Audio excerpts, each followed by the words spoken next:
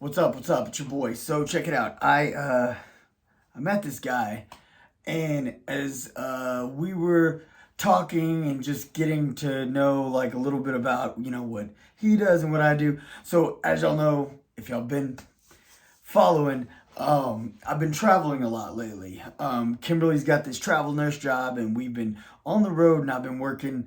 I've been working on the road with her and being able to do my investments and work remotely with my partners from Texas and things like that. But right now we're presently in Wyoming, which is super cool. We're in this old school farmhouse. It's cool, man. It's been a lot of fun, a lot of wild adventures. If y'all want to check out any of our family adventures, be sure to check out my other channel, The Bayless Boys. Um, but the family that actually owns the property, right, that's renting us the Airbnb that's on the property, which is cool. The family, the guy Ed, he introduced me to his son. And as I was talking to him, we were just talking about the different things that we do. We both do investing. We both are interested in lots of different things. We're both very strong men of God. And we were just talking about how he started posting content, right? And as he started posting content, he's not on YouTube, he's on Facebook, but he started posting content. And me and him got in this discussion about how, I think truthfully this happens in both business and in our walk with God, our faith, right? Our life. Social media is an incredible tool. It's absolutely incredible. Most people miss what to use it for, though. Most people misuse it or abuse it. They don't utilize it in an effective, efficient way in order to really convey what they want to convey. There was a guy I was listening to. I spoke about this a while back he was on my boy Carlos's all ears. He was on Carlos's podcast, and he was talking about that ultimately you shouldn't post anything on social media that you haven't, or that you feel so strongly about. Because by posting things that you feel strongly about, what you're doing is actually hurting the cause, because you incite debate. Now and there's actually a book on that. I talked about that book a while back, The Coddling of the American Mind. But the crazy thing is, what I think is missed in that theory, and the statistics and the research is absolutely sound. It absolutely is. It's sound research. It's completely valid. But the thing that I think is missed is love and compassion, right? Because even as a Christian, I see people utilizing Facebook. I see people utilizing Instagram, TikTok, Twitter, whatever, and they utilize it to attack the sinners, right? They utilize it to attack them. That's not what God's word is for. It's not to be utilized as a weapon. And social media wasn't intended as a weapon, but that's what we do. We tend to and I say we because I want to understand that I'm speaking of people in general, but I strongly, I tread so lightly, and some people tell me sometimes that I tread too lightly and that I don't take a firm enough stance. But I don't believe I don't take a firm enough stance. I think my stance is pretty clear on most things I choose to discuss. I just try to do it with love and compassion, though. Ultimately, if you want people to hear you, you can't beat it into them. They're not going to listen. People aren't going to hear that. I think that happens. Like I said, it happens in our faith a lot. It happens in politics. It happens in societal issues, in things in our community. It happens, it happens in business.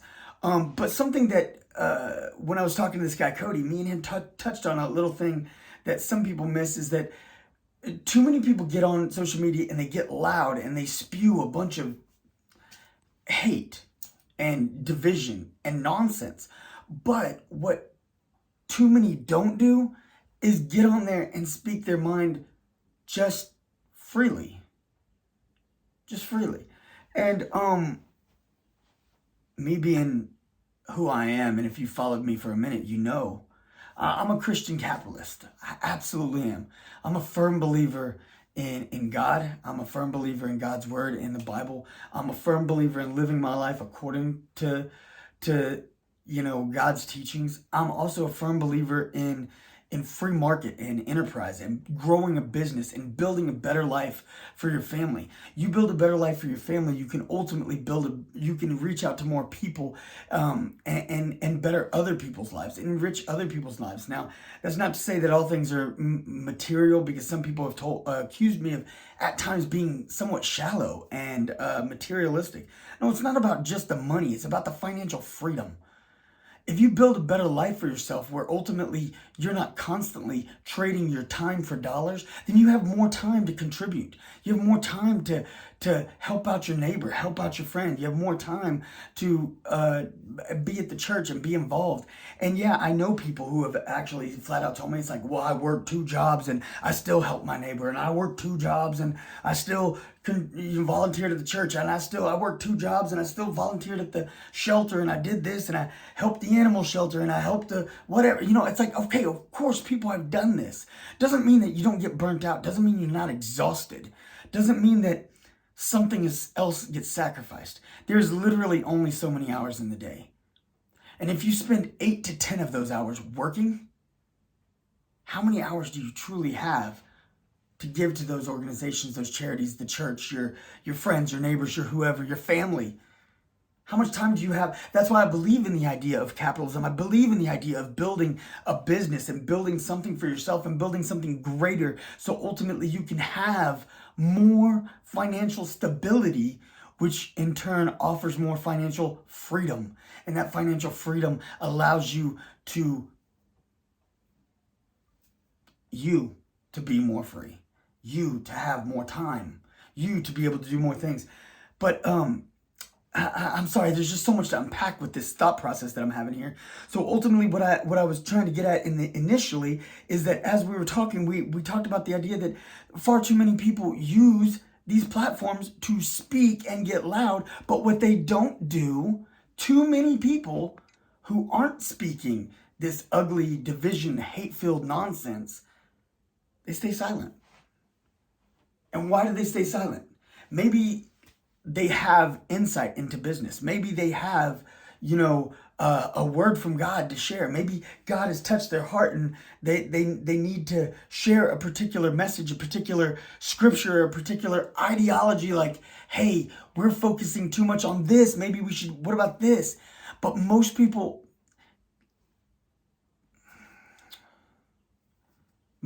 too harsh. Far too many people stay silent for too long with the idea that, why would someone want to hear from me? Why would someone listen to what I have to say? Why? There's so many more eloquent speakers out there. There's so many more seasoned, business-minded individuals. There's so many more disciplined investors. There's so many more successful entrepreneurs. There's so many more well-read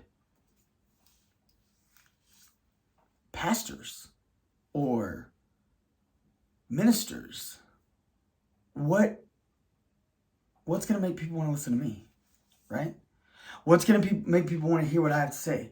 If you have something on your heart to say, let's get it out there. Especially if you're saying it with good intentions. That is what I want to get across. Is taking these two different ideas. The idea of having something good to say, and the idea of utilizing a tool that's right there in front of you. It's right at the palm of your hand. It's in your pocket. You've got almost anybody who's watching this has a smartphone. Anybody who's watching this has a smartphone. They got it in their pocket or they got it in their hand.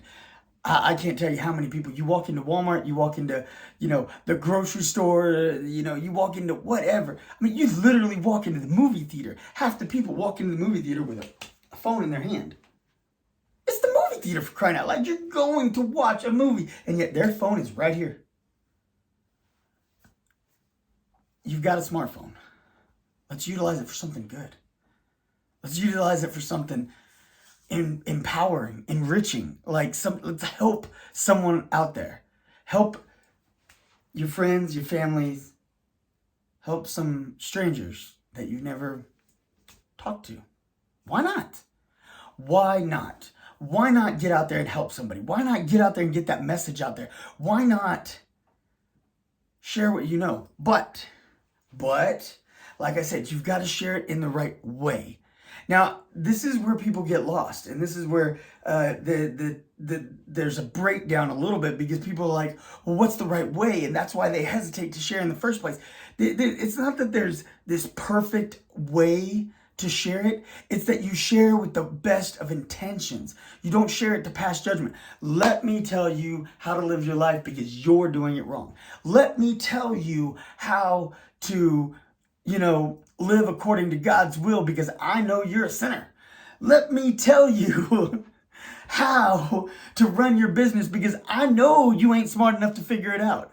Let me tell you. See, that's what people do. People get on there and they approach it from the wrong reason. I'll tell you how you're failing. I'll tell you where you got it wrong. I'll tell you what you don't know and what you don't understand, and I will break it down for you because you're too simple to get it. That's the wrong approach. That's the wrong approach. And now I'm a firm believer in tough love, but tough love doesn't work on social media. When I'm talking to my boy, my boy Z, I talked about my boy Z all the time. He's incredible, seasoned investor. And there's been a couple of times, hey, I ain't perfect. I'm a good investor. I am. I've developed my skills as a seasoned trader. I've only got so much history with swing trading, right? But I'm getting better every day. And I'm continuing to hone my skills. And Z has been incredible. He's offered me countless resources, books, things to hone my skills. And he said, he told me from the jump that he already felt that I had the right mind for it. I already had a knack. So I was already, but I just needed to hone the skills because like anything, you got to practice and you got to get there. Okay. But I'm not on Z's level. And there are times that your boy's ego gets a little bit of the best of me. There's been times I have a night when I'm trading, I'm killing it. Now hold on, because I think I could just push it just a little bit. Come on, just a little bit more, right? Sometimes it's time to call it a day. Sometimes it's time to say, hey, you know what? I've made enough today. Sometimes, and see, that's hard for your boy, because I'm seeing that trend, I'm seeing that pattern, I'm seeing it rise and rise and rise. I could hold out for a little bit longer, and then I lost what I just earned. It's only happened to me a few times, but it has happened to me. And my boy Z had no hesitation to talk to me personally. He doesn't get on, and start slamming people. He don't get online. He does have a channel. He does have Instagram. He does have Twitter. He does have these platforms, but he shows patterns and knowledge on there. He doesn't attack people. Now, for me, his boy, he flat out told me, Corey, come on, dog. You know better than this. You know better. I saw what you were trying to do. I saw what you were doing. And I know when you should have, but you didn't. And you know better than that. What are you thinking? Like, come on, you know that's never the way. That is never the way. You're not going to get there by doing that. And I knew he was right. I knew before he told me, but you know what? I still respected him and loved him for telling me because you know what? He's my boy. That's my brother. That's my partner, family. I mean, for him to just tell me, that's love, man. But with a stranger, with somebody out there on social media and cyber world or whatever, nah, man. You don't come at people like that because you come at people like that, you're not helping them, you're not touching them, you're not reaching them, you're not guiding them. Same thing when you pull out your Bible and you start, you know what I'm saying? Oh, well, because I got this book right here. I got the Word of God, right? And it says, let me tell you what you done did. Now, see, that's not the way. If we break it down, we get back to the Word of God. We get back to what's really in here. You see Jesus' teachings. Jesus didn't walk around beating people over the head with scrolls. Jesus shared love. He shared love. He shared compassion. Jesus reached people by showing them what his love and compassion could do, showing them what his Father in heaven, what our Father in heaven will do for us, what he's capable of. The great story, I love telling this story. I've told it a few times. I don't believe I've told it on this platform, but I've told it to some friends and stuff like that. Our old church, Austin Cornerstone, back in Austin, Texas, years ago, I remember it was like the early 2000s. And I remember there was an elder lady. She was such a sweetheart lady. But I remember she gave a testimony after the previous week they had gone and done this charitable type service, right? They got a bunch of people together. I think there was like, I don't know, 8 or 9 of them. And they all went to this nearby, it was like a nursing home, like an old folks, long-term care. But they went over there and they walked in and they're like, hey, we want to volunteer. And this particular place didn't really ever get volunteers. So they were like, oh, okay, so like, what is it you want to do? And they were like, hey, well, we just want to help out.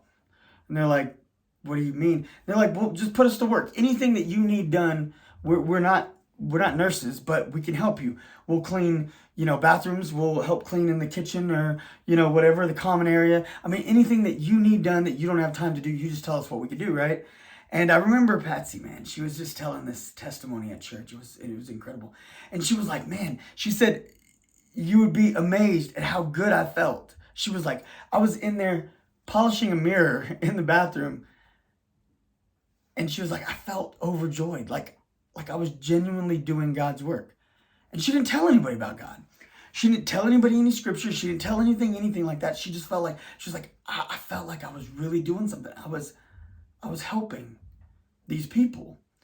And it was interesting because they were there for like, I think they were there for like an hour or two, just cleaning up around the place. And then as they were about to leave, they were telling some of the residents, they were on their way out and they're like, okay, well, one of the residents stopped them in the hall or whatever and was like, hey, do y'all have to leave yet? And they're like, well, we're about to head out, but did you need something? Because if you need something, some of us can stick around for a little longer if you need something. And they were like, well, we just wanted to know, like, we have a piano in the common room, in the whatever, in the living area, right? They're like, we have this piano and we have an old hymnal. Would y'all stay and like sing with us? And they're like, sure. And so they went over into the common area at that piano and they sung hymns with these patients. But they didn't walk in and say, hey, we're here. Can we sing hymns with you? Hey, can we share the word of God with you? No, they walked through the door and said, can we help? Can we clean up? Can we do this? Can we do that? And there was several people that told them as they were leaving, they're like, we really appreciate y'all coming. The staff works really hard, but there's so much to do. And we live here. This is our house, right? We live here, but they don't have time to clean all that stuff. You don't see people going and polishing mirrors every day. I mean, it's just a mirror. Like you'll have the janitor who will come in and sweep and clean the toilet or whatever. But the other little random things around the place, they don't always have the time or the staff to do all those things. But this group of people went in there for just a couple hours, and the patients who lived there, they were so grateful and overjoyed, and they felt that love and that compassion. And they were like, can we sing and can we share God's word together? Like, can we share the love of God together? They initiated it. Like when you see people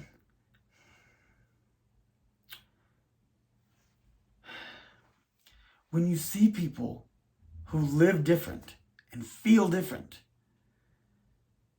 there's